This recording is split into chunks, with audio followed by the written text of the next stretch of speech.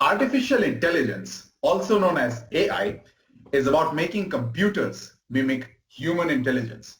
We as humans can easily learn new tasks such as learning how to cook or learning how to drive. And we can also easily differentiate the new tasks to be learned from the ones that we already know.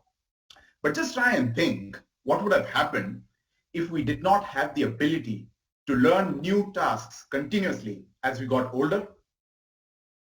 No growth. Sadly, these are some of the problems with AI. AI is excellent at learning, no doubt about that, but it cannot learn new tasks continuously. And it also has a really difficult time differentiating the new tasks to be learned from the ones that it already knows. Okay, how many of us memorize each and every single sentence of a book just to understand what the book is about? I'm quite sure no one, because this is highly time consuming, isn't it? Instead, what we tend to do is we focus only on the most relevant and useful information to understand what the book is about. Another question, how many of us can fully learn to play professional football all together just in one day? Extremely unlikely, because no matter what we are trying to learn, learning is something that requires taking a few steps at a time. Similarly, what if we can make AI get better over time by learning new tasks at a time continuously using only the important information?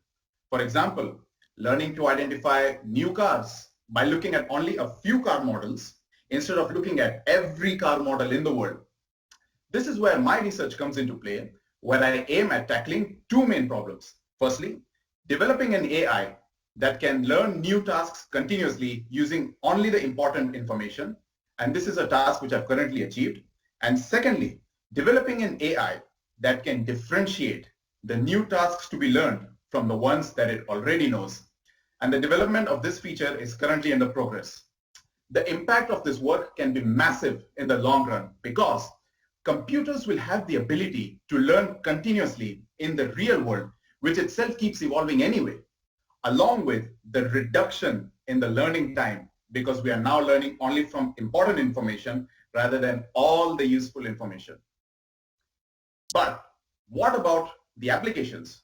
Well, my work focuses on images.